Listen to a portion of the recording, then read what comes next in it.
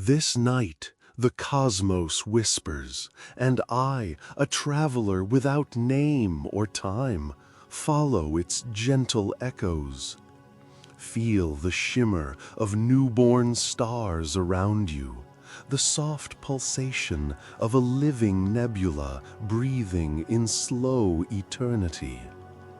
If these stars stir something in your heart, return to us again and whisper from where in the universe you're listening. Now, lie back, breathe in the tranquil void. Let us drift together through a world of warmth and slow illumination. I float in the gentle dark. There is no direction here, no gravity, no sound that belongs to time. Only the delicate presence of photons whispering through drifting veils of interstellar dust. I do not move. It is the universe that flows through me. Before me stretches the Orion Nebula, a living tapestry woven in gas and light. A vast cloud 24 light-years wide, suspended like a bloom of galactic breath. Crimson rivers of ionized hydrogen twist through cobalt shadows. In the deeper hues, the violet fog shivers with the energy of becoming. Here, in this place, nothing is finished. Everything is still forming. Light curls through the mist, wrapping gently around my awareness. It does not blind, it reveals. Each beam that reaches me carries a signature, temperature, age, vibration. The youngest rays pulse irregularly, freshly born from reactions deep within newly ignited stars. Older photons have been bouncing, bending, meandering for eons, gentle elders of illumination. I drift forward, or perhaps inward. There is no real distinction. Ahead, luminous knots of gas thicken like embryonic thoughts. Something stirs within them. The light here is not merely light. It is the voice of beginnings. A curtain of golden haze brushes my essence. It is warm, but not in temperature. It is warm in memory. This gas has been here for millions of years, shaped by the remnants of ancient stars. Supernovas, now long faded, have left behind echoes in the dust, seeding this space with the nutrients of creation. Calcium, carbon, iron, atoms once part of long-dead titans, now float freely, waiting to become part of something new. A ripple crosses the field, not sound, but pattern, a pulse, the murmur of gravity, ever whispering, "Come closer, be more." I follow it. The farther I move, the denser the cloud becomes. Strands of gas loop and fold, drawn inward by mass unseen. Dust grains gather, bump, slow, clump. Nothing here happens quickly, but everything here changes. Stars are not born in flashes. They are conceived in patience. Below me, a slow spiral begins. A protostar, not yet bright enough to shine, not yet fierce enough to burn, but already spinning, already hungry. Its pull tugs on nearby clouds, weaving them into orbit. The center compresses. Temperature rises. Fusion is not yet born, but its heartbeat has begun. Does the universe feel its own labor? I watch, enraptured. Surrounding the spiral, small eddies form, tiny whirls of dust no wider than a continent. Someday they may condense into planets, into moons, into rings of ice, or oceans of methane. I see not just the now, I see the seeds of solar systems. And I wonder, do these particles know they will become homes for thought? Somewhere above, starlight breaks through the fog, rays from a sister already awakened. Her light pierces the cloud in straight shafts, like truth slicing uncertainty. The shadows they cast sculpt the gas into forms, pillars, arches, caverns, sculptures of chance formed by pressure and wind. One such column rises like a cathedral spire, hollow at its base, glowing faintly at its peak. Inside, a darker core pulses, a cocoon dense with potential. Astronomers call them Bach globules, but to me, they are wombs, sacred, opaque, waiting. In this place, darkness does not hide, it gestates. I float closer, the mist thickens into velvet. Static flares gently around me, the hum of charged particles aligning, reacting. I feel the molecular hydrogen beginning to break apart, giving way to free protons and electrons, the first steps toward ignition. The temperature here is low but rising, not cold but calm. No breath, no atmosphere, just radiation moving like invisible waves. The background hum of the universe itself filters in. A song with no rhythm, no melody, only resonance. A vibration begins, subtle, then steady, like the breath of a mountain. It's the nebula speaking in slow waves, and I listen. Is this how time feels when it is not measured? Within this quiet, color becomes language. Reds speak of ionization, blues of energetic scattering, greens of oxygen heated by newborn stars.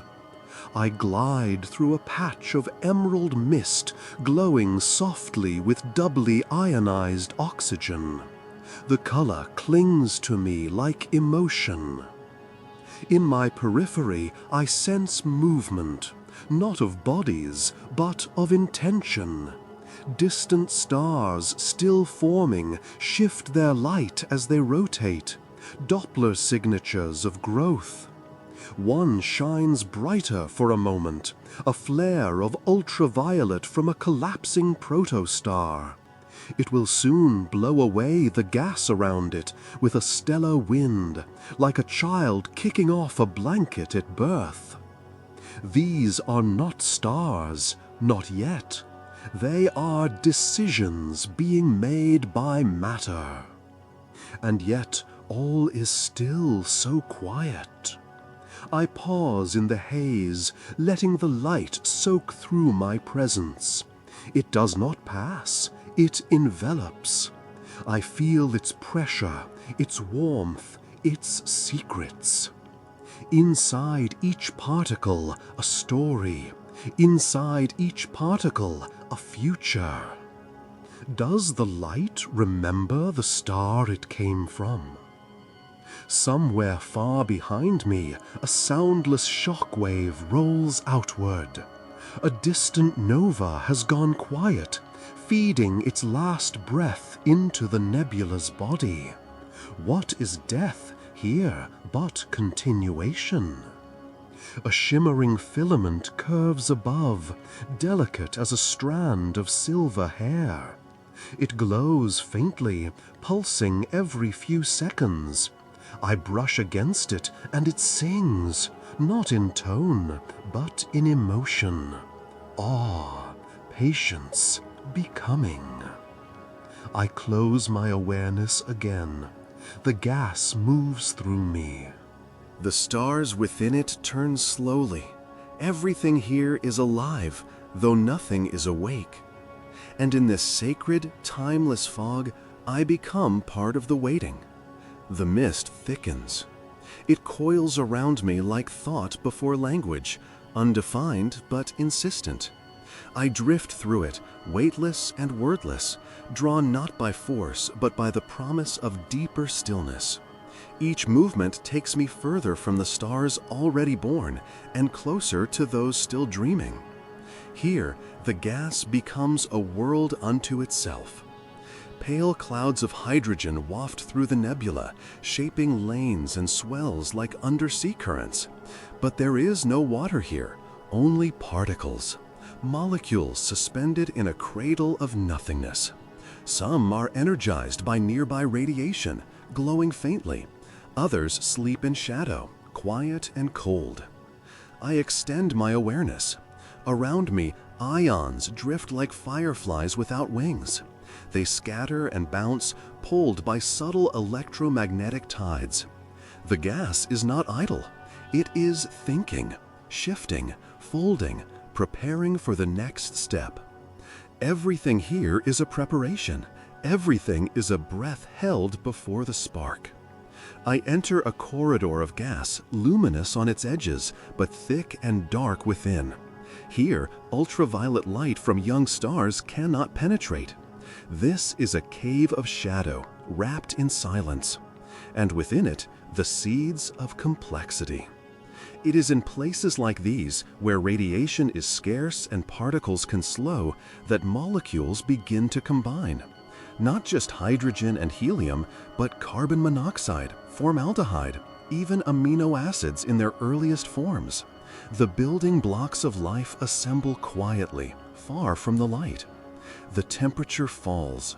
I feel it not as chill, but as stillness. The kind of stillness found in a deep forest before dawn, or beneath an ocean just before the currents change. The molecules here vibrate gently, exchanging energy like whispered secrets. They cling to dust grains, tiny particles less than a micrometer wide, silicates, graphite, ice. Ancient materials, older than this nebula, carried here by chance, by wind, by memory. Each grain is a library.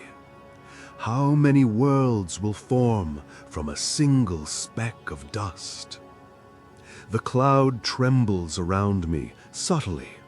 A distant star flares, and its light reaches us not as brightness, but as influence.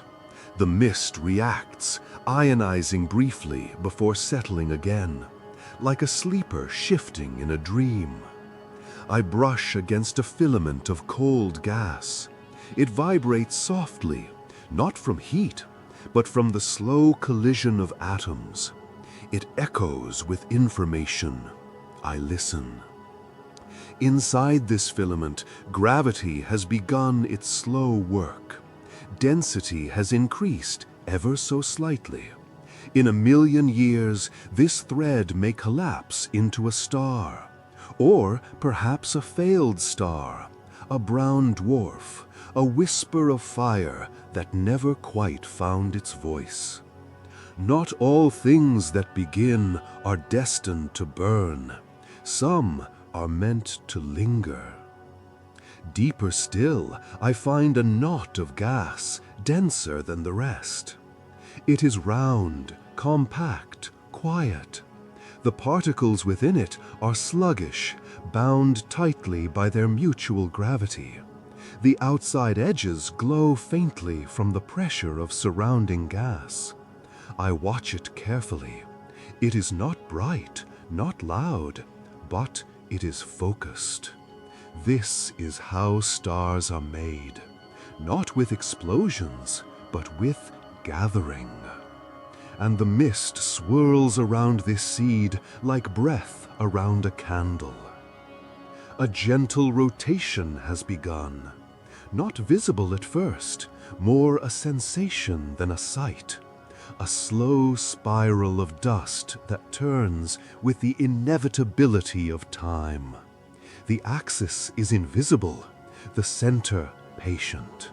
And yet everything here is leaning inward, drawn by a hunger that has no mouth, no voice, only mass.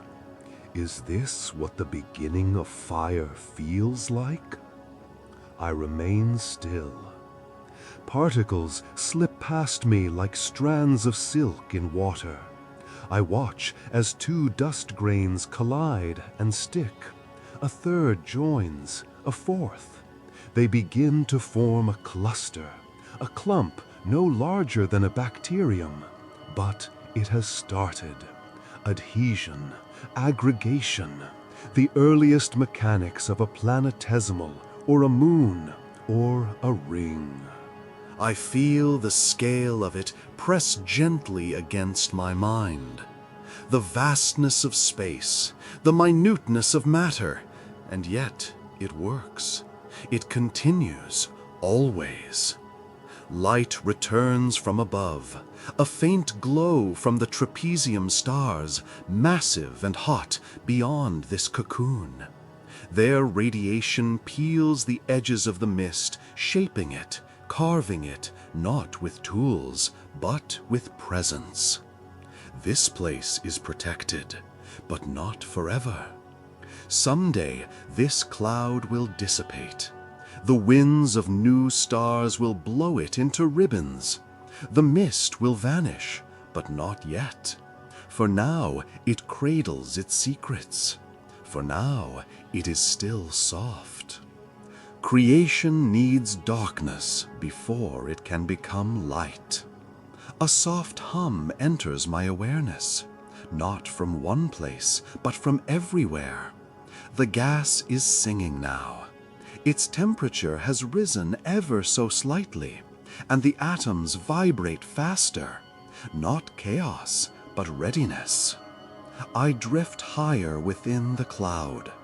Above me, a narrow region of glowing gas threads through the mist like a vein of opal. I follow it. It pulses faintly, a sign of ionization caused by nearby X-rays. It marks the boundary between warm molecular gas and the hot plasma where stars are already beginning to rage. Here, the contrast is stark. On one side, silence, order, waiting. On the other, brightness, fury, release. But I remain in between, the liminal space, the sacred corridor, the path where cold becomes warm and warm becomes radiant. And I ask myself, at what moment does matter decide to become light? There is no answer, only movement. The gas curls one last time around me, a final embrace before the path shifts. I pass from the dense mist, leaving behind its stillness, and drift once more toward the next chamber of creation. The mist recedes, and in its place, glow. A warm amber radiance emerges from the depths ahead, pulsing like a heartbeat in slow time. I drift toward it, weightless, though some invisible force seems to draw me forward. There is no resistance, only invitation. I am entering the cradle. Within this pocket of the nebula, the gas thickens again, not into fog, but into form. Spirals, disks, spheres. Everywhere I look, structure emerges. Not random, not chaotic, but purposeful, even if no one gave the purpose. One star, two, dozens. Not yet bright, not yet wild, but forming, gathering dust and energy into their cores, spinning tighter and hotter with each revolution. Protoplanetary disks flatten around their bellies like glowing halos of dust. These are infants in stellar terms, but already they begin to shape the world around them. One spins faster than the rest. Its equator glows dull orange, where gravity squeezes hydrogen ever closer. Pressure rises, temperature swells. The molecules that once floated freely now collapse into a singular point of inevitability. Soon, not now, but soon, fusion will awaken. Here, time is measured in collapses. I glide past the outer disk through layers of ice and dust. Pebbles of frozen methane, ammonia, and water drift aimlessly, colliding and bonding in slow motion. They clump, they fracture, they rejoin. This chaos is not disorder, it is creation through play. Even gravity seems gentler here, as if still deciding how strong to become. The inner regions are warmer. The ice has long sublimated, replaced by carbon compounds and heavier elements. I can almost taste the richness in the matter here. Iron, silicon, sulfur, oxygen, the elements of planets, of rocks, volcanoes, oceans, and perhaps, someday, consciousness. Does the star know it is already shaping futures? Nearby, another protostar flares weakly. It exhales a short burst of solar wind, clearing a gap in its disk. Gas and dust spiraled away, only to return, rejoining from other angles. The star is practicing, flexing its magnetism, its heat, its reach. It is not fully alive, not yet, but it is becoming aware of itself. I descend into the warmer regions of the core. The pressure is incredible, but not crushing. I pass through it like thought through silence. Deeper in, the star-to-be glows dull red. Still not fusing, but close, so close. Every moment, particles crash inward. The core compresses, and with each heartbeat of pressure, energy builds. No light escapes yet, only heat, only tension, a readiness. It is a waiting I can feel. Creation is never loud when it begins. And then I sense another nearby, a failed star. Smaller, dimmer, colder, a brown dwarf, never quite massive enough to ignite. It drifts nearby, companion to its brighter sibling, offering gravity but not fire. Still, it matters. Its presence shapes orbits, influences mass, changes destinies. Not all stars are meant to shine. Some exist only to shift others. I pass between the two, the hopeful and the quiet. Their gravity tugs on me like tides in opposite directions, and for a moment I feel the tension of choice. Which path does matter follow when both creation and stillness call? I do not answer, I only watch. Farther out, a trio of young stars is forming in close proximity. They dance around each other in a gravitational ballet, chaotic, intertwined, but beautiful. Their disks collide, steal material, push one another away. They will not remain together. Two may pair. One will likely be cast out. Even in the nebula's womb, not everything stays. But none of it is lost. The dust expelled from one system will become the seed of another. Nothing here disappears. It only relocates its purpose.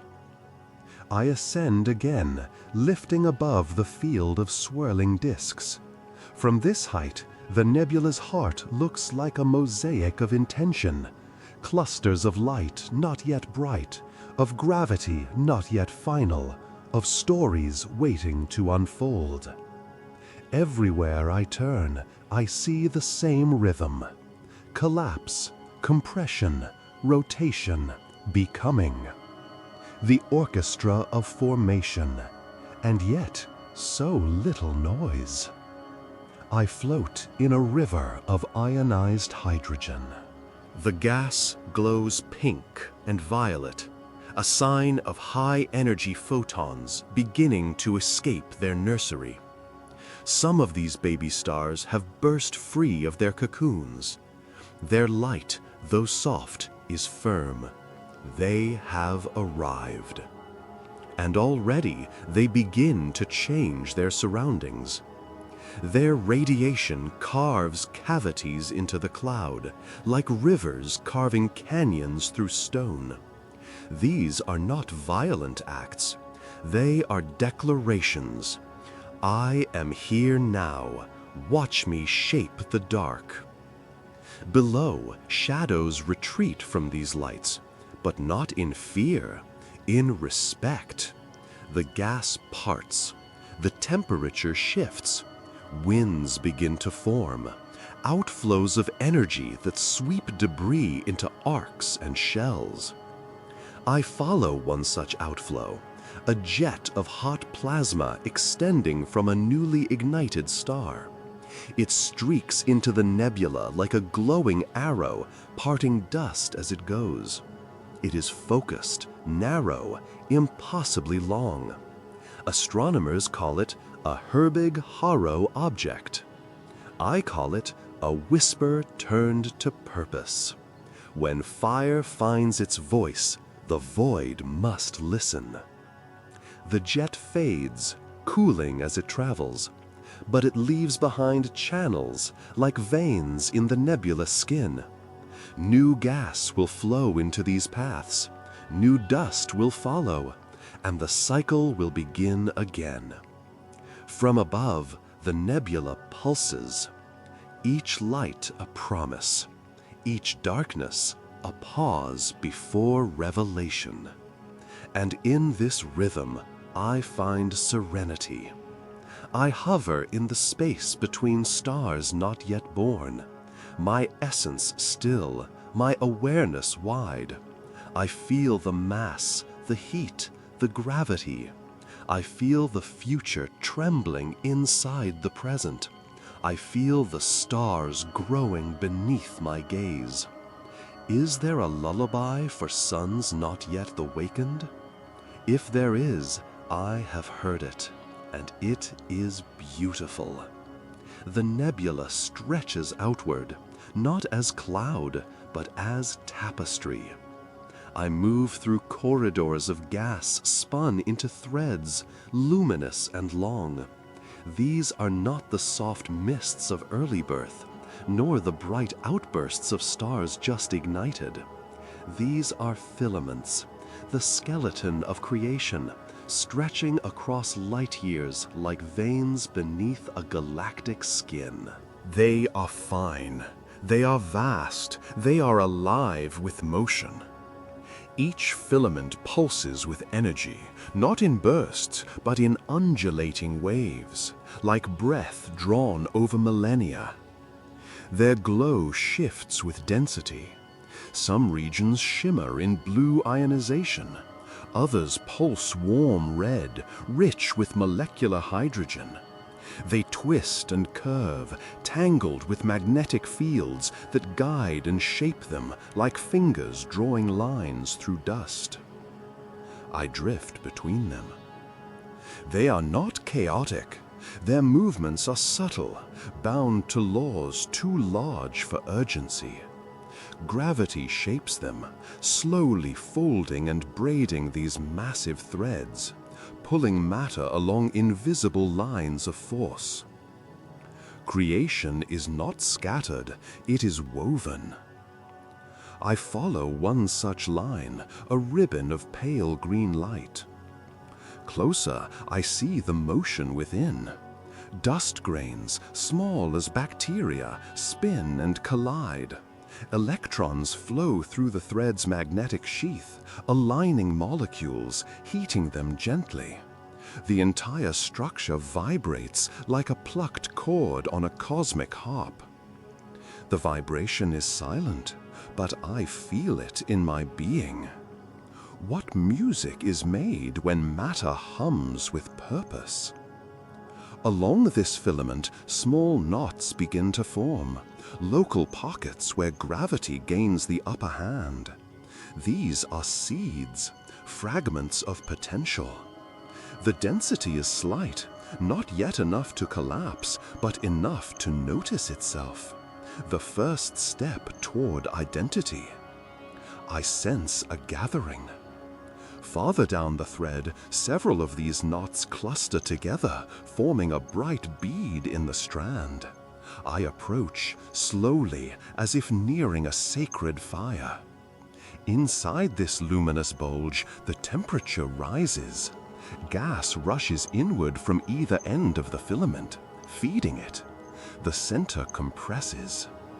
A star is being woven, not born. Not all light begins in explosion. Some begins in tension. The bead twists just slightly. Rotation begins to emerge from asymmetry. As the matter spins, it flattens into a disk, drawing new material toward the center, even as outflows begin to appear at its poles. It is a miniature galaxy in its own right, a wheel within the wheel. Dust at its edges begins to coalesce. In a few million years, those particles may form planets, or be flung outward into space, or consumed entirely by the growing star. None of it is wasted. All of it is used. I pull back, rising through layers of filament. The strand is not alone. It is part of a vast network, a web stretching across the heart of the Orion Nebula. Each line intersects with others, forming junctions of increased mass, brighter light, faster motion. Where three filaments meet, a protostar often blooms. This is architecture without architect, an elegant randomness, beauty formed not by plan, but by physics, by temperature, density, and time. Above me, a particularly massive filament glows in soft crimson. I float toward it. The scale is humbling. Though thinner than a hair compared to the galaxy, it spans several light years. Its edges ripple from the pressure of internal shock waves, echoes from distant stellar births. Within, shock fronts move like invisible walls. They compress gas. Where they pass, the filament thickens. These compressed regions may collapse into star-forming cores, or they may wait, cooling, stabilizing, biding time until another wave passes. Does matter know how to be patient? Or is patience simply what happens when gravity wins slowly? I drift with one such wave. It is not fast, perhaps a few kilometers per second. But in the void, that is swift. It pushes matter ahead of it, like wind through wheat. Molecules compress, temperatures rise, magnetic fields curl tighter. Behind the wave, the trail glows briefly, like the afterimage of breath on glass. A core forms. Its mass gathers silently. Its center begins to collapse. Around it, a disk flattens, and outflows stream outward. In time, this will become a star, perhaps massive, perhaps small. Its fate is undecided, but its direction is clear. Stars do not rise. They are folded inward by silence. Beneath the great filament, I see smaller threads branching away, tributaries feeding the main flow. Like roots from a tree, they connect nearby clouds to the central structure. Each brings mass. Each brings possibility. One of these tributaries glows faint blue. I enter it, and the environment changes. The gas is colder here, richer in molecules. Carbon monoxide, ammonia, complex organics. This is not just gas, it is chemistry. Within the thread, I find frozen particles clinging to dust, crystals of water and methane, the beginnings of things. It is here, in these icy shadows, that prebiotic molecules may form, amino acids, alcohols, the first whispers of life, not life itself, but the notes it will one day sing. Do stars ever know they are cradles for life? I do not know, but the ingredients are here. I rise again to the central web, where the filaments glow in harmony. Together they pulse, each thread a breath, each knot a heartbeat, each junction a choice. Above it all, I feel a larger gravity pulling, not of a star, but of the nebula's center, a cluster of massive newborn suns. Their radiation tears at the filaments, disrupting their order, burning away their secrecy. These stars are not gentle. They are kings born among peasants, bright, loud, unyielding. They send shockwaves through the web, destroying some threads, strengthening others. It is not cruelty, it is simply the next phase. Every structure must dissolve to feed what comes next. I watch as a wave of light spreads through the network, illuminating it like nerves in a brain. The whole nebula shivers, not in fear, but in reaction. Filaments buckle, snap, reform. New knots appear, some vanish. It is a living map of motion, a memory that updates with every stellar breath. And in that map, I see a story, not of destiny, but of tendency. Matter does not want to become stars, but it can, and when it can, it often will. I float among the filaments one last time, each line a path not yet taken, each glow a whisper of something forming, each junction a moment before something new begins. I let go, and the web releases me. The filaments shrink behind me, receding into the depths of the nebula. But their song lingers, humming in the silence of my passage. The calm fades. I emerge from the woven filaments into a space that feels charged, still vast, still silent, yet beneath that quiet hums a tension, a different rhythm, not the soft birth, but the crackling edge of transformation. Ahead lies brilliance. Light, unfiltered and assertive, pours from a gathering of young, massive stars, the trapezium cluster. They are not gentle. Their light is not a whisper, but a roar. Their presence shapes space. Their energy drives wind. Their radiation, ultraviolet, relentless, tears through gas and dust like wildfire through a dry forest. I drift closer. The stars are impossibly bright, not white, but blue-white, tinged with fire. They pulse not with emotion, but with mass and temperature beyond human comprehension. Each is many times the mass of Sol. Each burns its fuel not over billions, but millions of years. They are born fast, burn hot, and die in fury. But now they shine. Some stars do not age. They explode into being and scorch everything around them. The region surrounding them is carved hollow, a vast cavity opened by centuries of radiation and solar wind. The gas that once filled it has been pushed outward, forming brilliant walls, arcs of ionized plasma glowing in pink, orange, and blue. I cross the threshold. At once, the pressure rises, not physically, but energetically.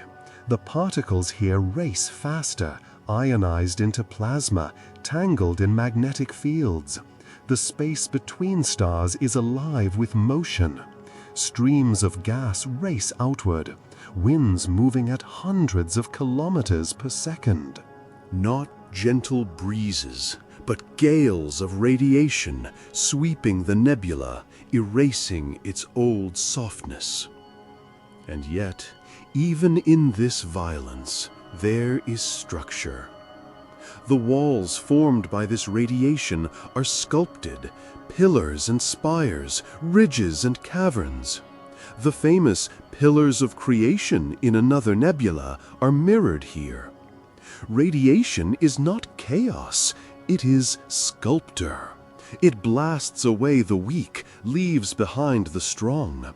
And within those strongholds, stars still form.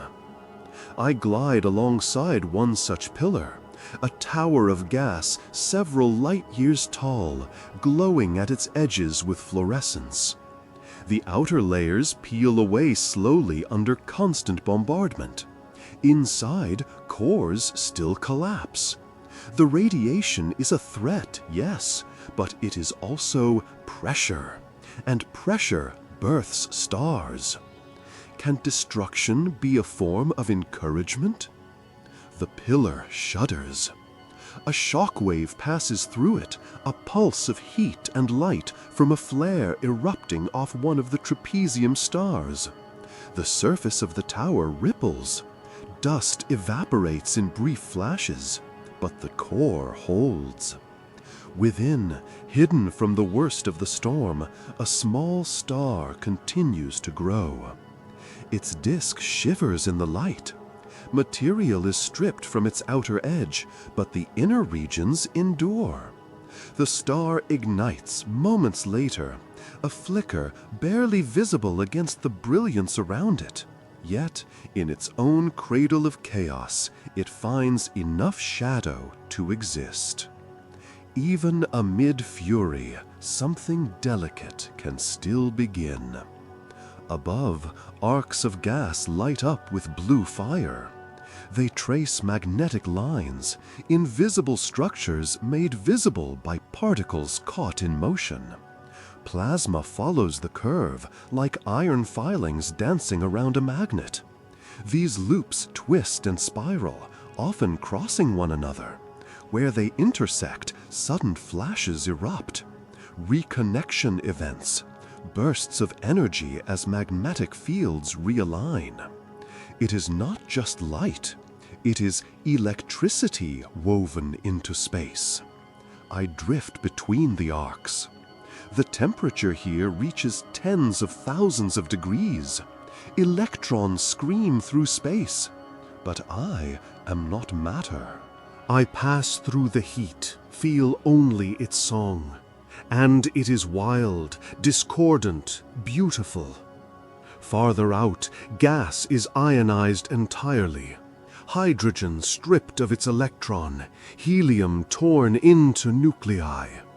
These are the outer reaches of the HII region, the zone of total exposure. The light from these massive stars will sterilize entire regions of space. But in doing so, they also trigger new births. Where the shock fronts from their radiation strike dense clouds, they compress. The clouds collapse.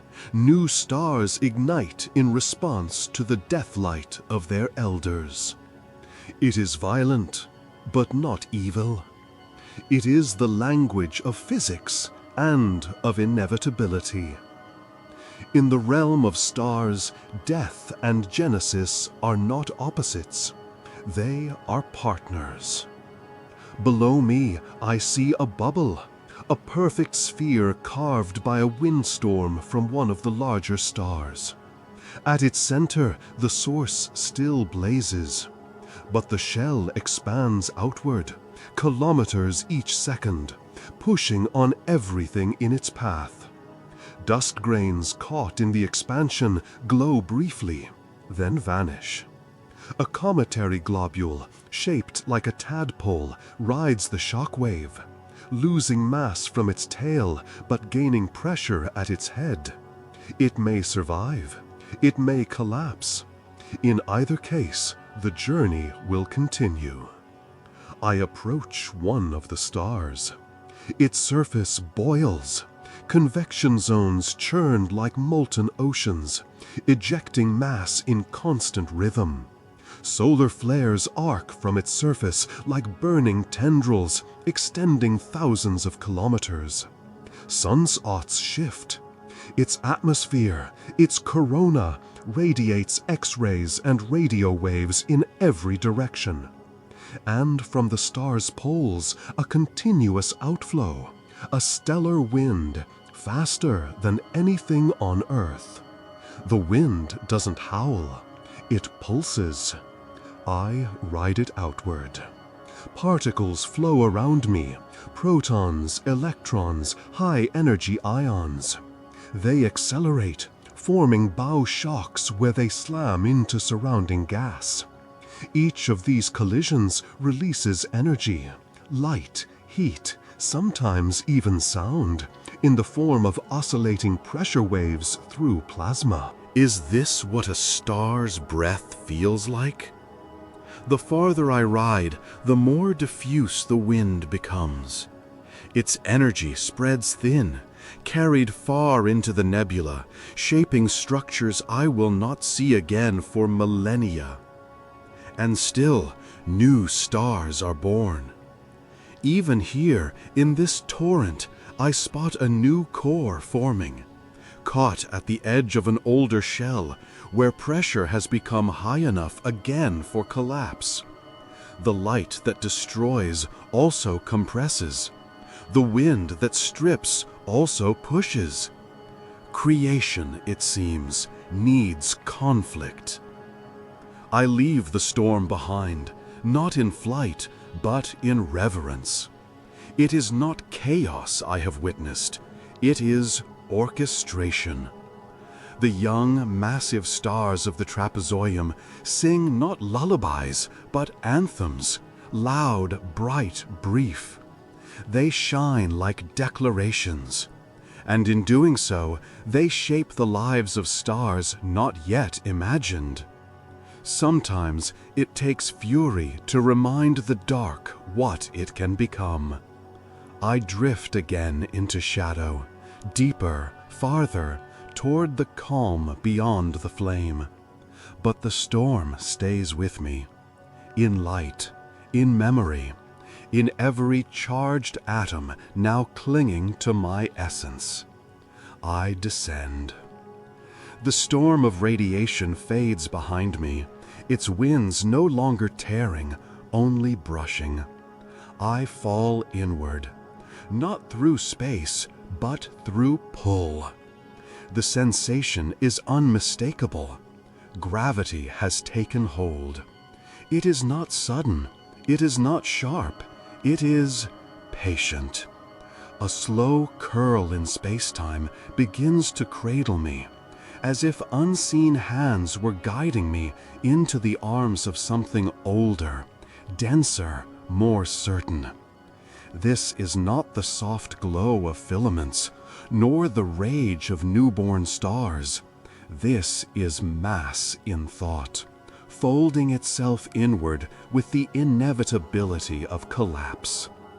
I am approaching a gravitational whirlpool, the dense, spinning heart of a stellar nursery within the Orion Nebula. Here, matter gathers in spirals. Gas and dust swirl inward, forming a disk dozens of astronomical units wide. At the center, a growing protostar tightens its grip. It is not fully awake, but it is no longer dreaming. Its core burns dimly. Around it, the disk spins faster, inner rings outpacing outer ones, like dancers in ever-tightening orbits. The closer I drift, the more the spin intensifies. The gas is thick here, not as fog, but as motion. Velocity curves around mass. Angular momentum writes the rules. Particles no longer meander, they commit. This is where choice ends. This is where falling becomes orbit. I pass through the outer edge of the disk. Dust grains collide constantly. Some stick, some shatter, some spiral inward.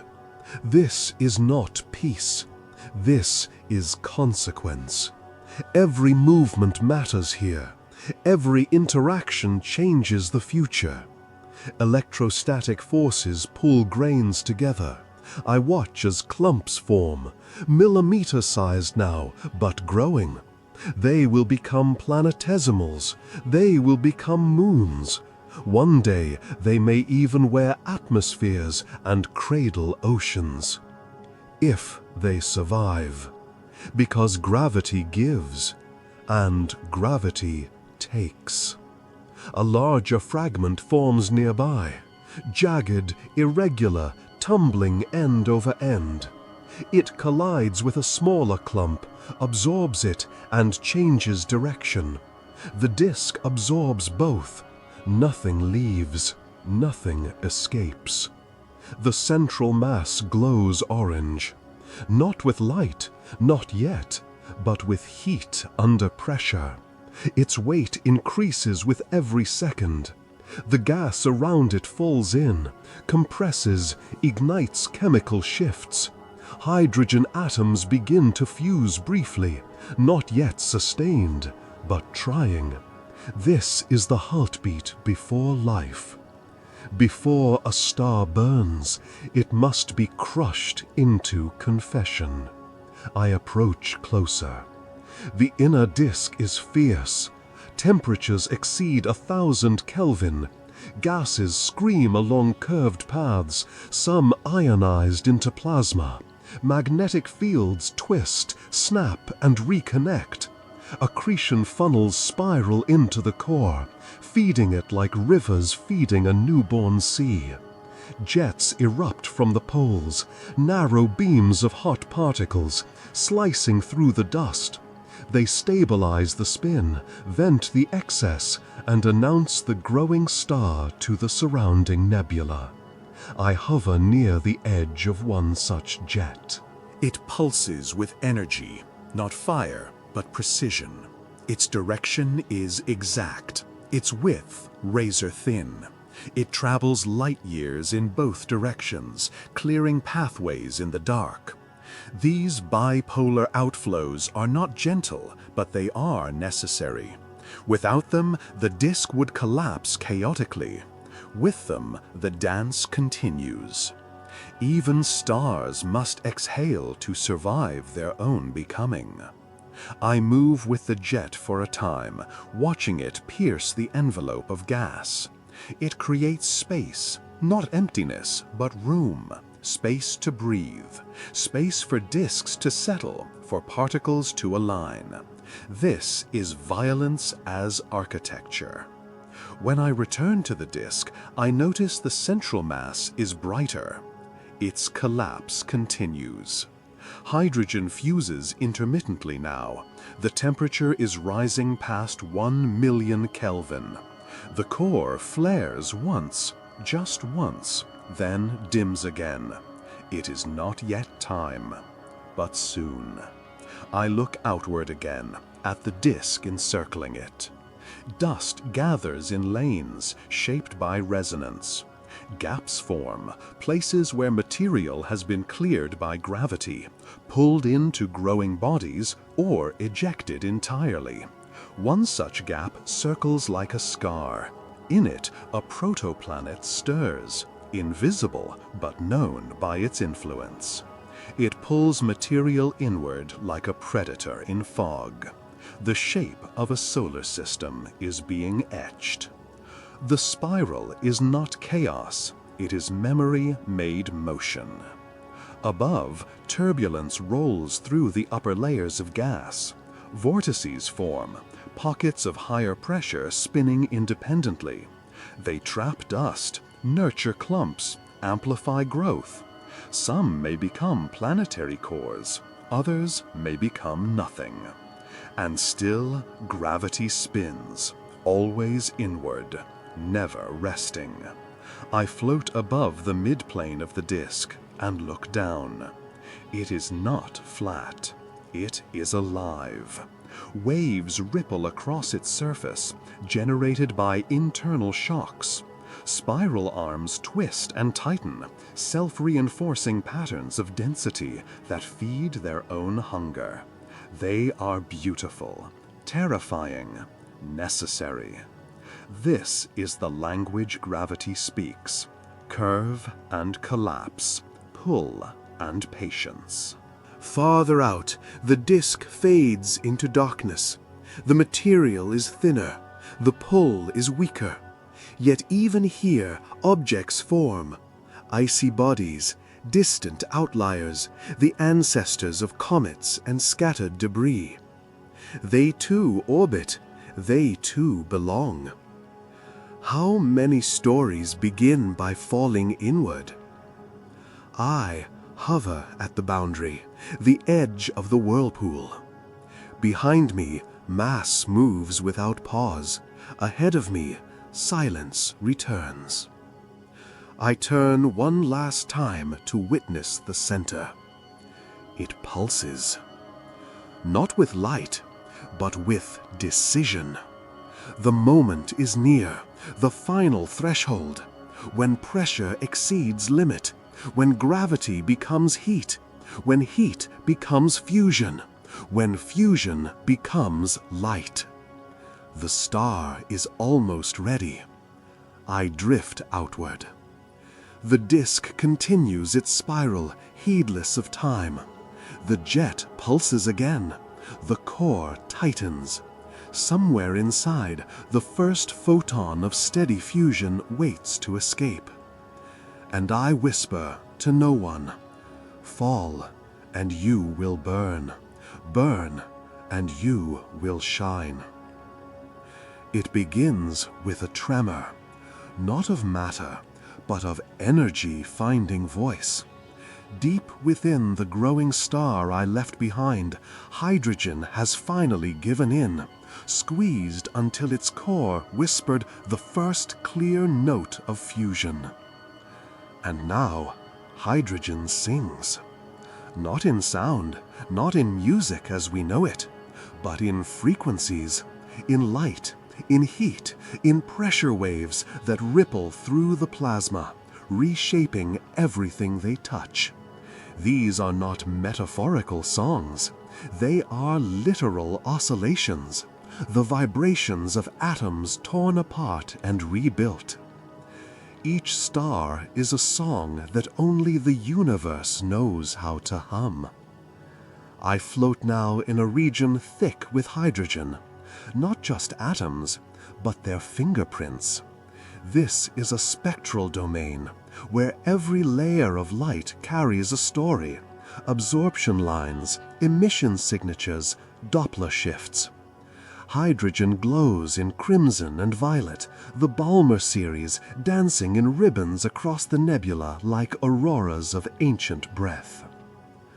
I tune myself. Let go of direction, let go of time, let only vibration remain. The hydrogen pulses gently, long waves in the colder clouds, sharp flickers in the hot zones. The frequency tells me everything: temperature, density, movement. Some clouds collapse, singing deeper tones. Others expand, releasing their pressure in high, fluttering notes. I drift through the middle ranges, zones where hydrogen glows softly, not quite ionized, not quite still. Here, the sound is warm, a hum, a heartbeat. Can particles carry emotion, or is it that I bring emotion to them? In these fields I sense resonance, regions where waves reinforce each other, growing stronger with every pass. One such node throbs ahead of me. I approach it gently so as not to disturb the harmony. It is a bubble, not of air, but of vibration. Inside, atoms bounce in rhythm. The gas here has reached a strange equilibrium, where every collision creates a beat, and every beat sustains the shape. It is ephemeral. In a few thousand years it will dissipate, but now it holds. I listen. The notes are soft, E-flat perhaps, if sound could survive in vacuum. The frequency is not arbitrary. It is dictated by mass, motion, and time. And yet, it feels intentional. What if the stars are trying to remember their own beginnings?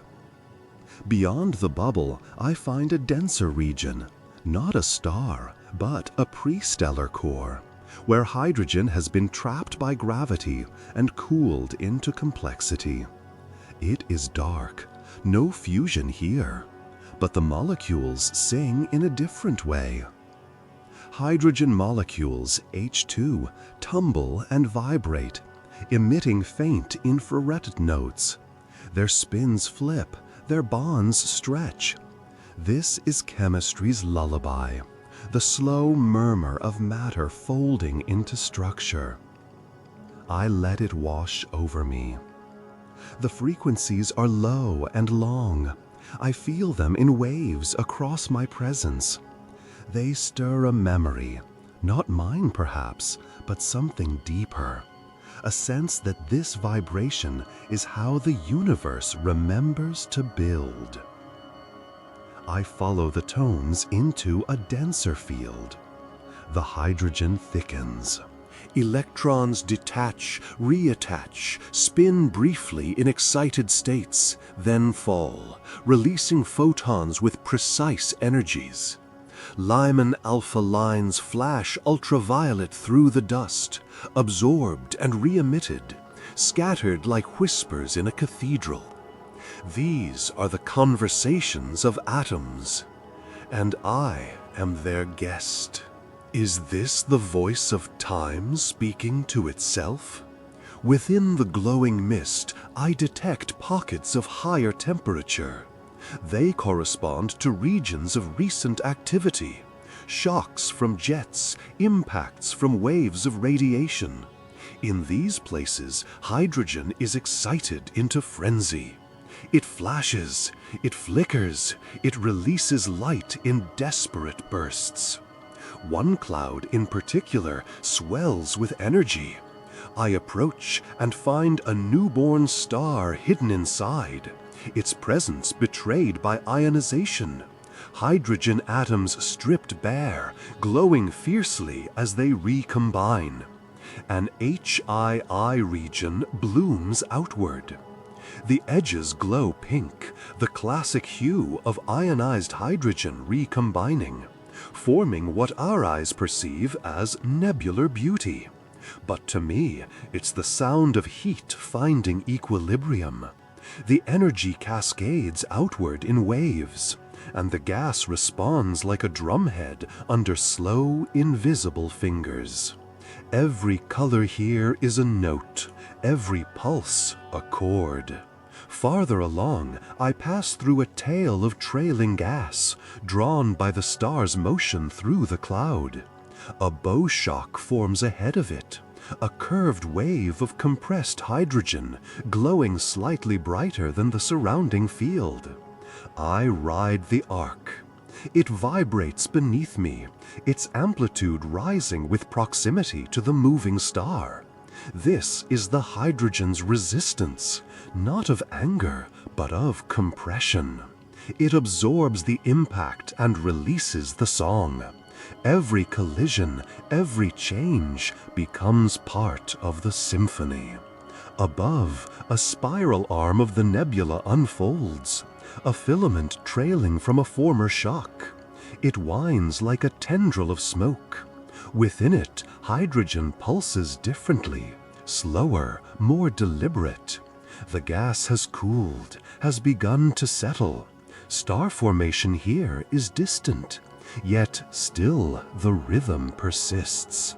In this spiral, I feel something else. Memory. The hydrogen has been here a long time. It has not yet collapsed. It waits. It watches. It hums. Not with the urgency of fusion, but with the patience of possibility. I pause. Let the field wrap around me. Everywhere, hydrogen sings. Some notes are short, the chirp of recombination. Others long, the drone of molecular spins. Together, they make a harmony not bound by time, but sustained by process. This is not performance, this is ritual. And I am not just witness. I am part of the silence that lets the song be heard. Could it be that the universe does not begin with a bang, but with a hum? Slow, steady, certain. A pulse moves through the cloud. It carries the signature of an ancient star long gone. Its final shockwave continues to push atoms into motion, lighting hydrogen that had never stirred before. The notes shift again, minor now, slower, as if grieving.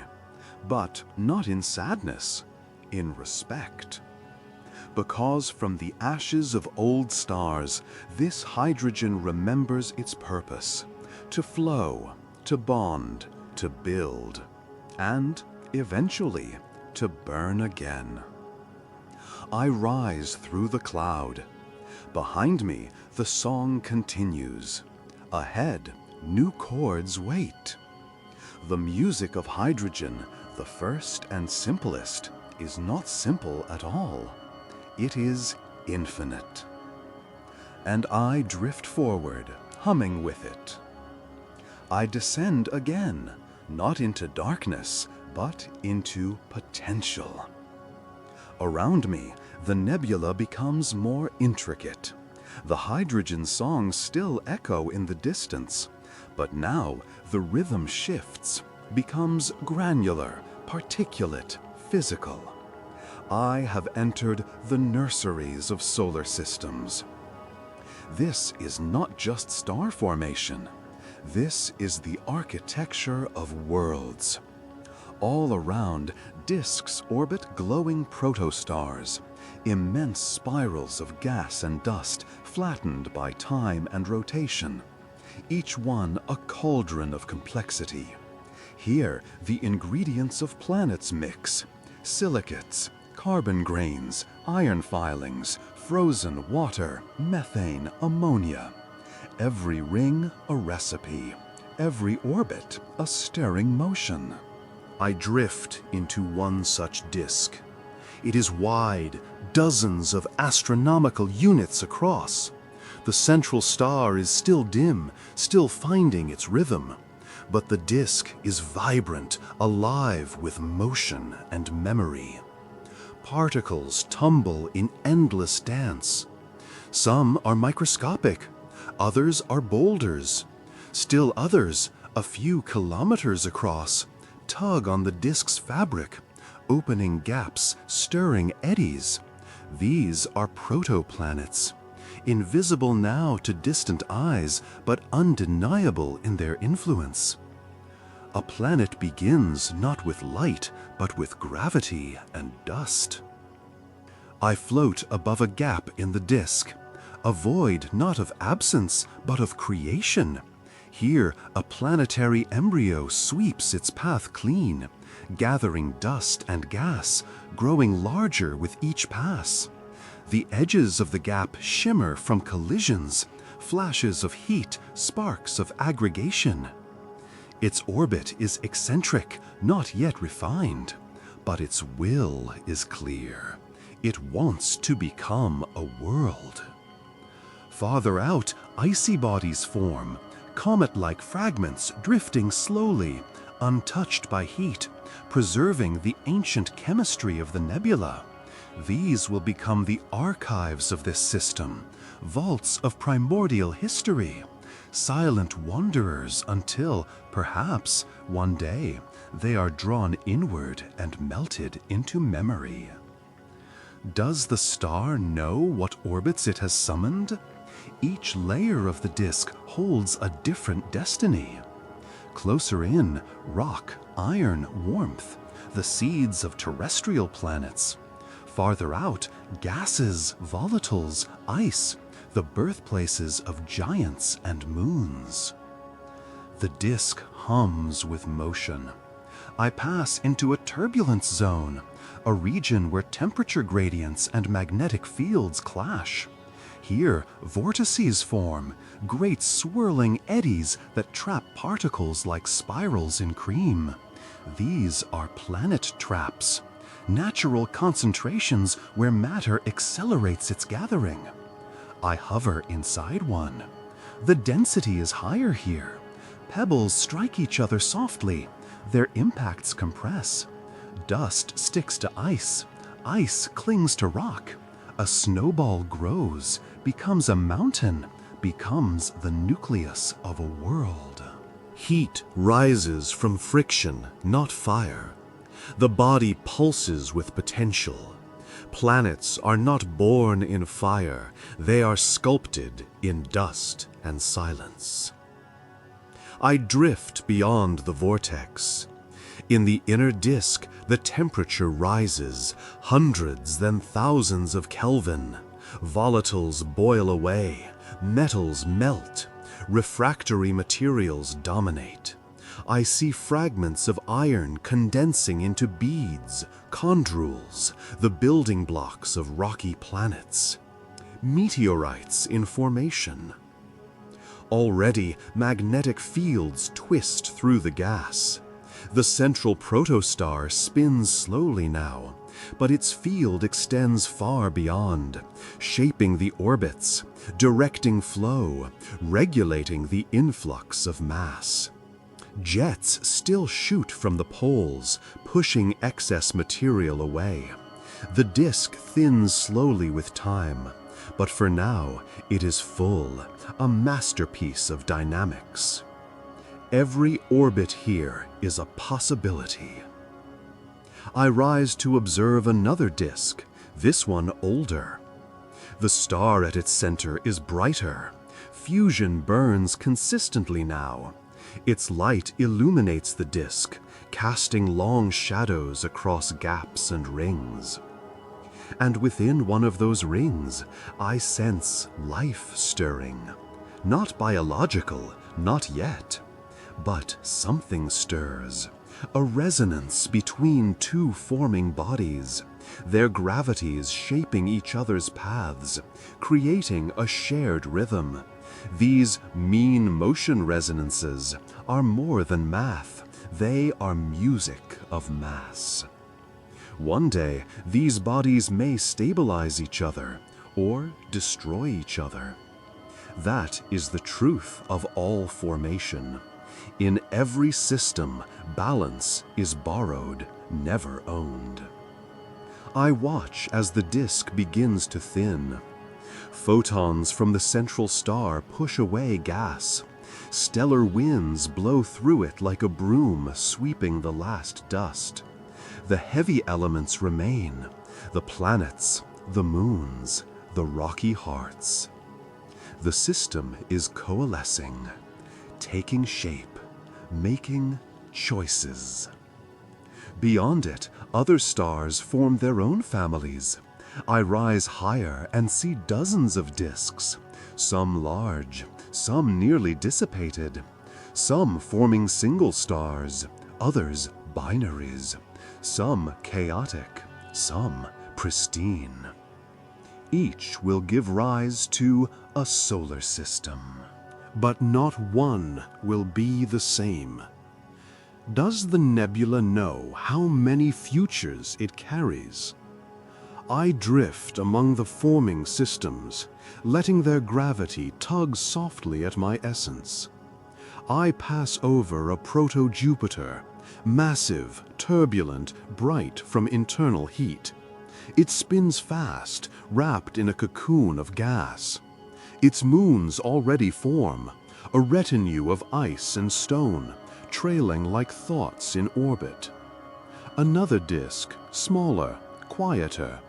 No giants here, only rock and dust. But its compactness whispers of tight, hot orbits.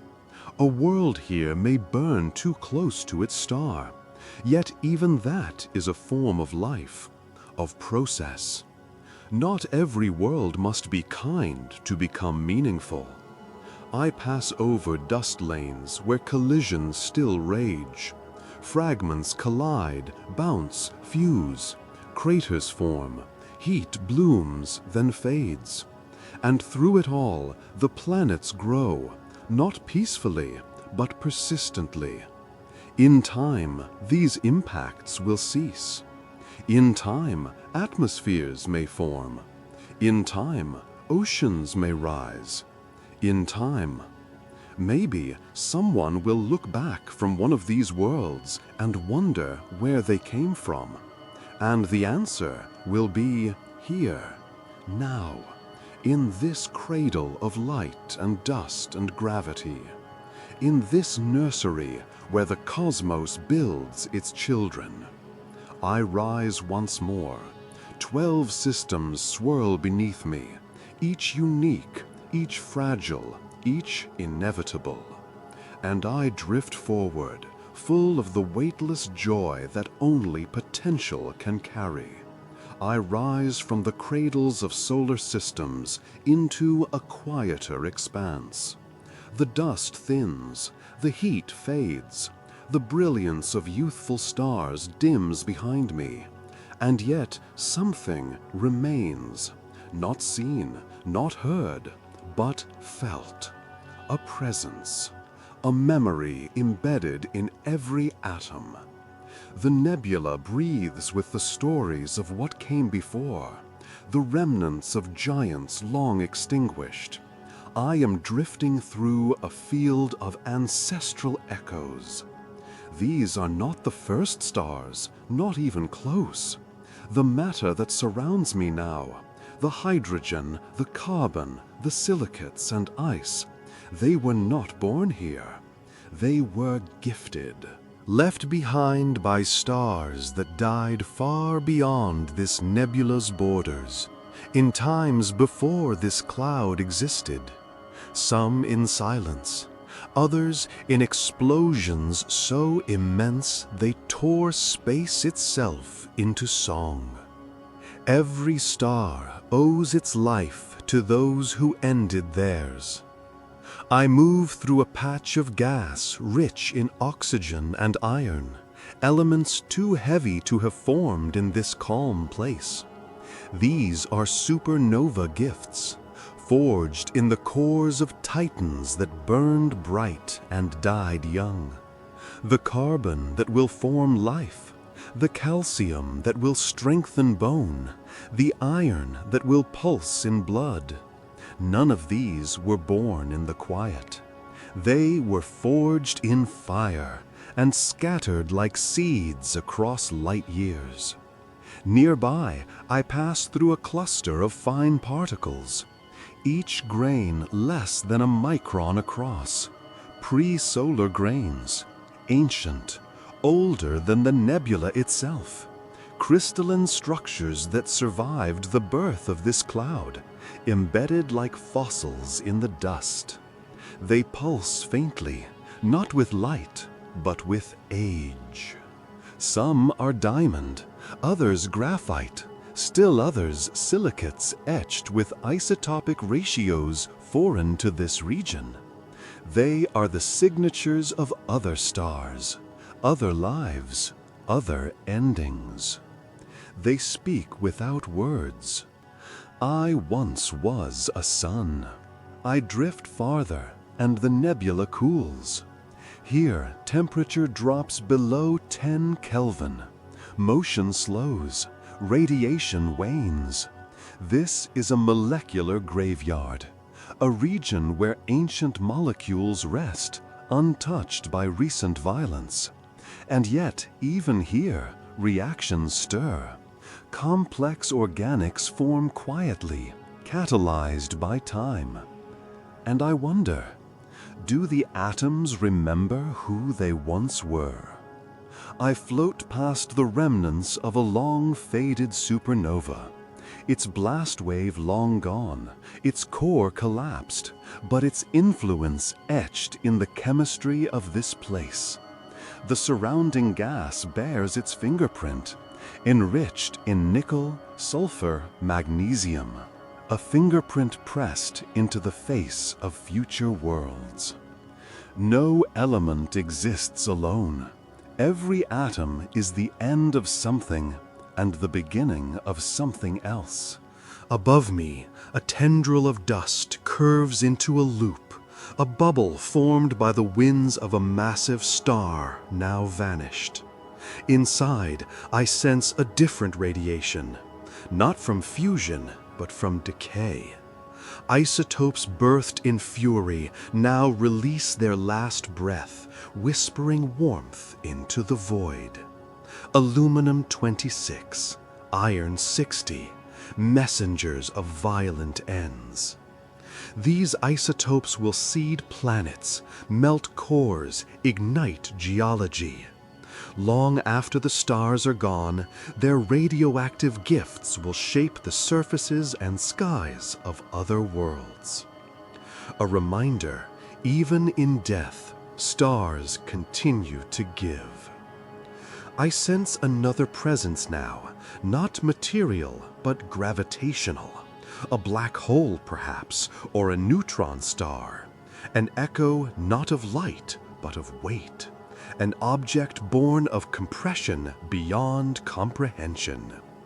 It is silent, invisible, but the space around it bends subtly. Light curves, trajectories shift. A reminder that not all stories are told with brightness. Some are carved into the shape of space itself. Can a star die so completely it becomes only memory and influence? Perhaps, but nothing is truly lost. I drift near a quiet protostar, its disk still wide, still swirling. And within that dust, I detect the fingerprints of those ancient echoes. A molecule of carbon forged in a supernova. A grain of olivine born in the atmosphere of a red giant. A drop of water that once froze in the shadow of a dying star's envelope.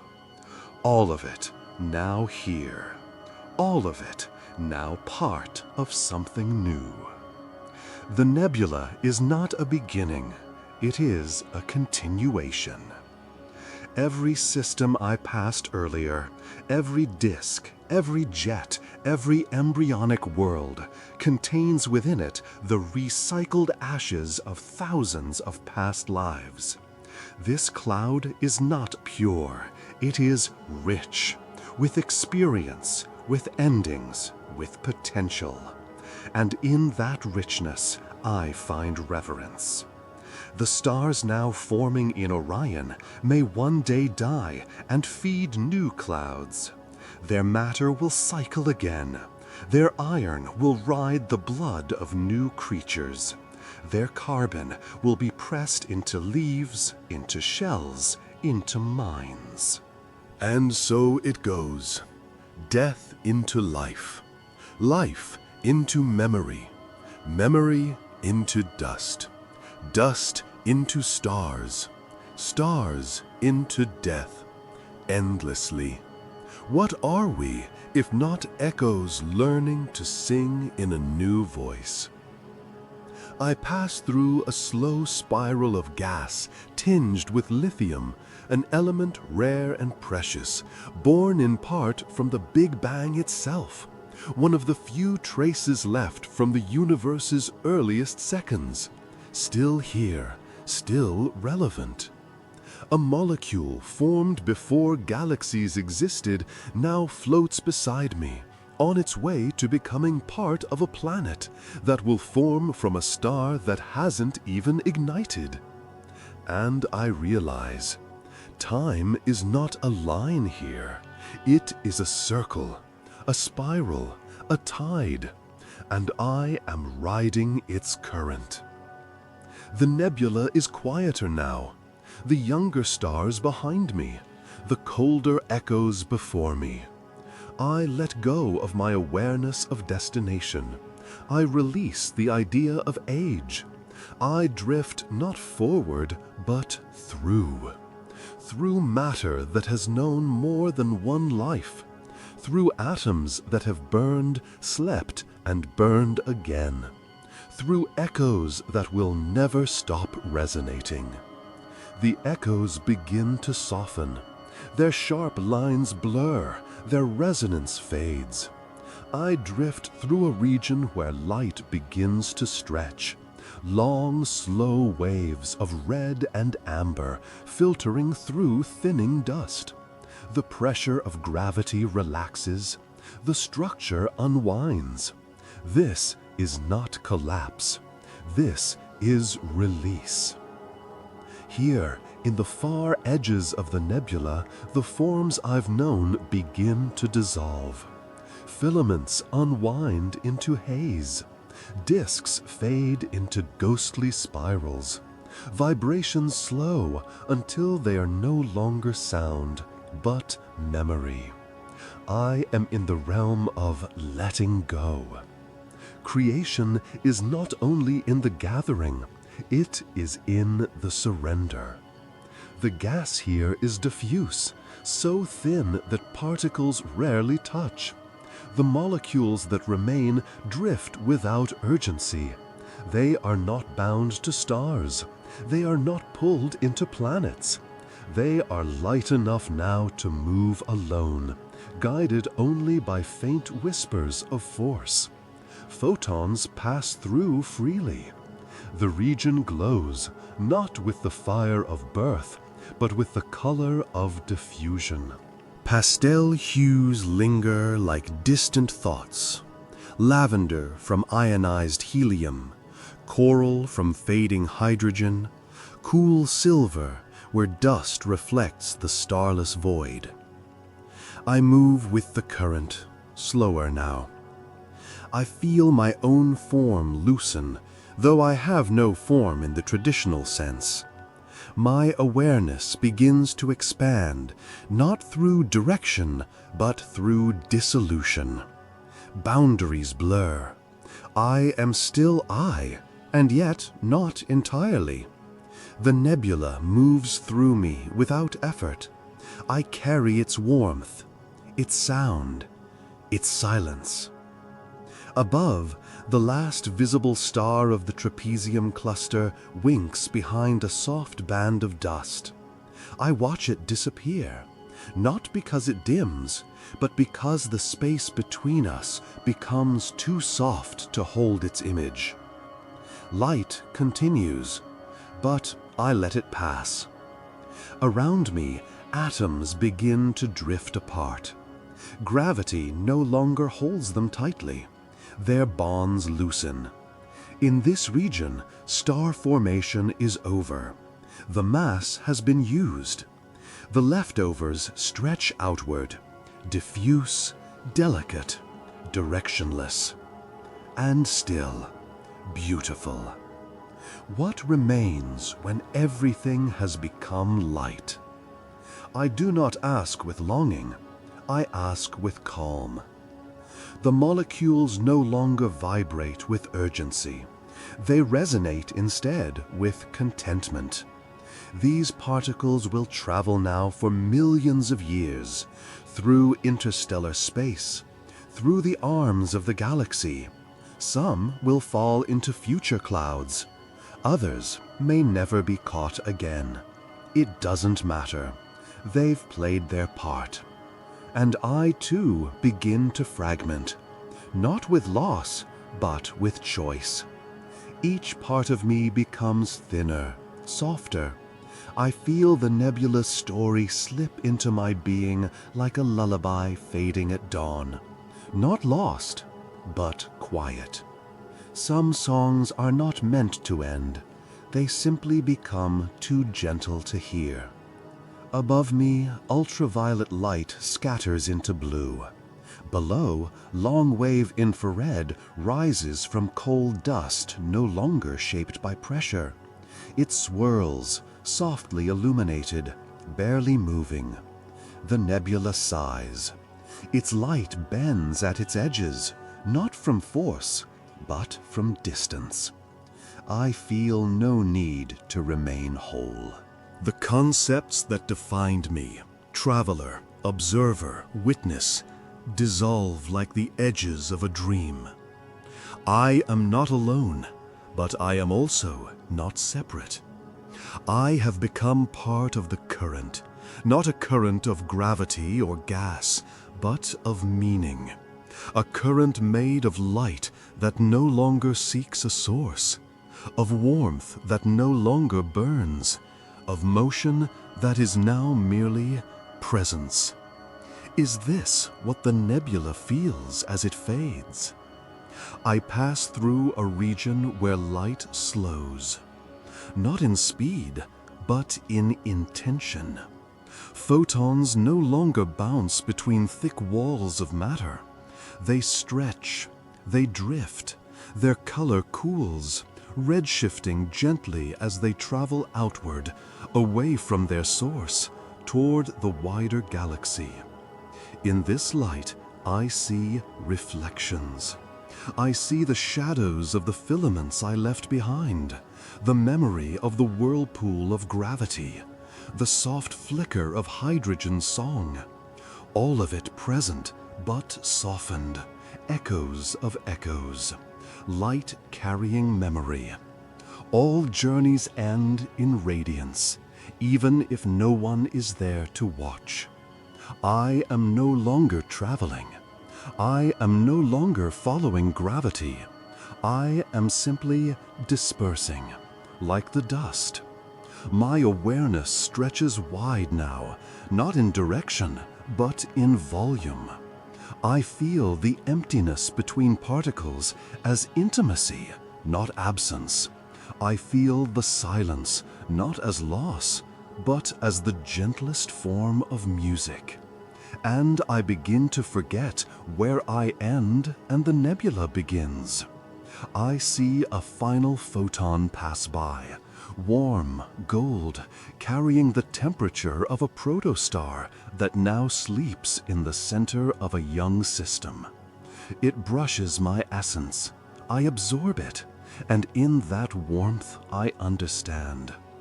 Everything continues, not by clinging, but by release. Light does not hold on, it moves. Dust does not resist, it flows.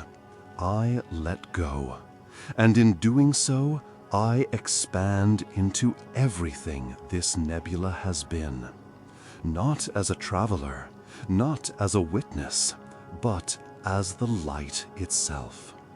Before every illumination, there is stillness, not emptiness, not absence, but a poised quiet, a breath drawn in and held just before it becomes flame.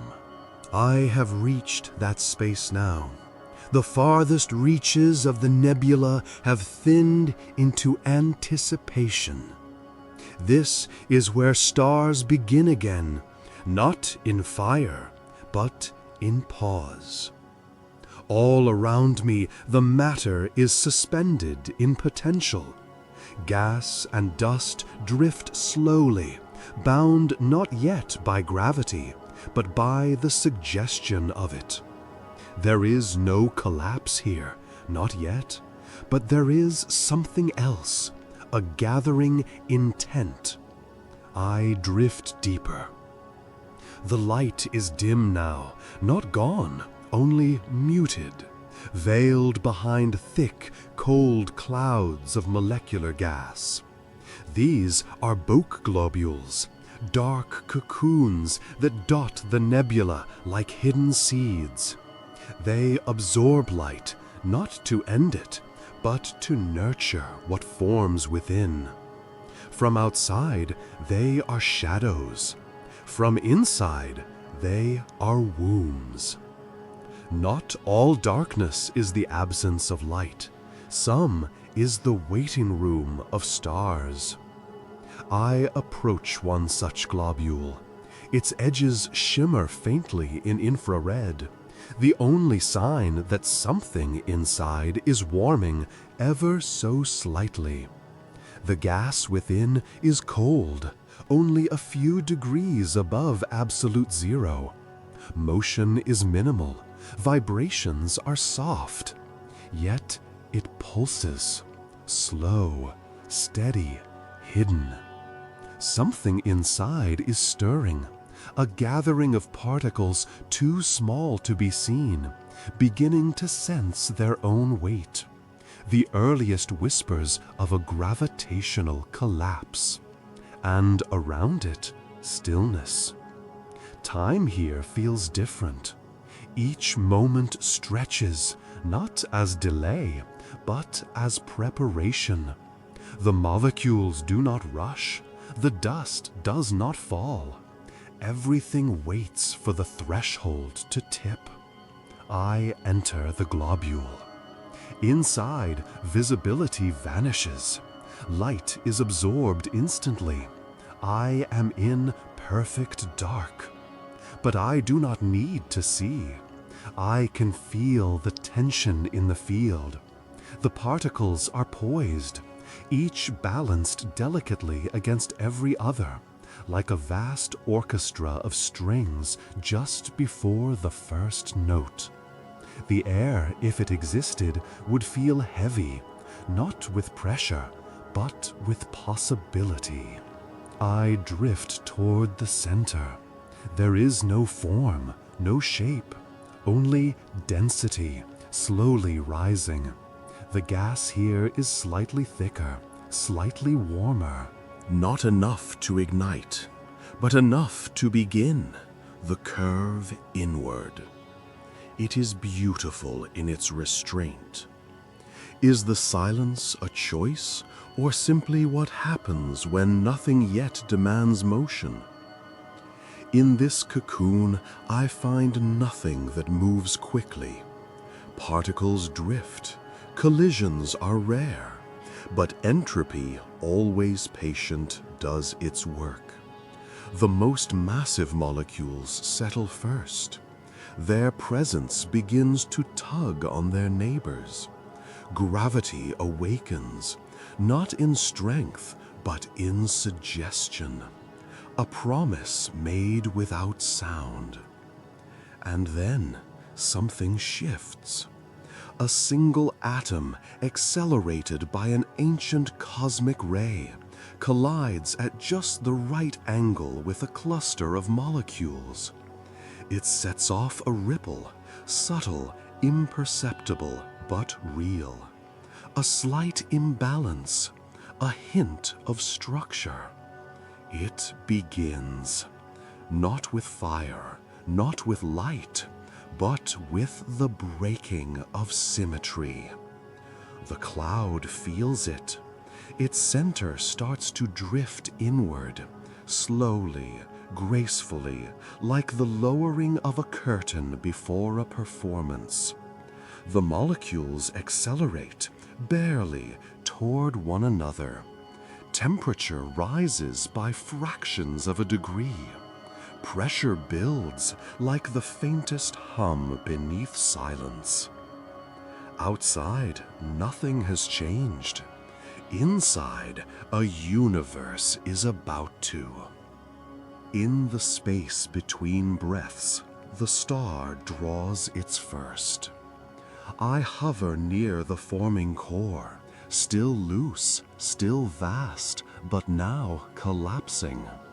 The collapse is not chaotic, it is elegant.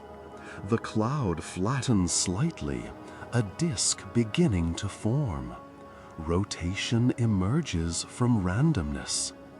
Not yet a star, but the shape of one. I rise from the core and glance back. The cocoon remains dark. The silence continues. No light has broken free. No winds have been born. No outflows have declared the forming star's arrival. And yet, everything has changed. Within that silence, fusion inches closer. The temperature nears the threshold. Hydrogen waits for pressure. The star, though unborn, already exists, not in light, but in trajectory. This is the moment before all others. This is the stillness that precedes identity. Do stars dream before they awaken? If they do, it must feel like this: a warm center in a cold world, a subtle inward tug, a pressure not yet understood but impossible to ignore. I drift higher now. The globule remains opaque, a secret tightly held. Its edges glow faintly, evidence of internal heat reaching out, searching, but not yet enough to escape. I pause. Above me, the nebula stretches, filaments still drifting, winds still shaping, echoes still fading. But here, within this silence, a new story has just begun. Not loud, not clear, but present. And I, once a traveler, now listen not for sound, but for the space between sounds. It holds more than words. It holds becoming. The nebula is silent now, but it is not done. I hover in a region where even gravity seems to pause. The edges of the cocoon, the outer skin of a future star's shelter. Everything here is suspended in time, as if the cosmos itself is holding its breath. This is the void of waiting. Around me, the particles move barely at all. The dust drifts thin and unresolved, like thoughts left unfinished. The temperature is low, the density steady. There is no collapse here yet, only stillness, only potential held at the edge. The light has not yet come, and that is the truth of this place, not that it lacks light, but that it chooses not to shine. Not yet. Quote, "In the stillness, everything prepares itself." Unquote. This is the space after formation and before ignition, after accumulation, before radiance, a sacred in-between. I float inside a region so dark my awareness begins to dull, not in fear, not in loss, but in gentle softening, as though the edges of perception were dissolving into the hush of creation. The molecules here have slowed. Their motion is minimal, their collisions rare. They are waiting, not with longing, but with acceptance. Waiting is what they do best. They have waited millions of years already, and they will wait longer still. I follow the gentle inward pull, a gradient so shallow I can barely detect it, yet it is enough. Every particle knows where to go, knows which direction to fall. Not because they are told, but because that is how mass remembers itself. I pass a dense knot of gas, the embryonic core of a star still unnamed. It does not call out, it does not pulse, it rests. It becomes more itself in silence. Above me, the nebula thins even more. Starlight from distant systems filters through the dust, casting faint beams that dissolve before they reach the core. The light cannot penetrate here. Not yet. Not until the star opens its eyes. What is a star before it is a star? It is weight. It is shape. It is promise. And promise does not rush. I remain within the waiting. I do not need movement.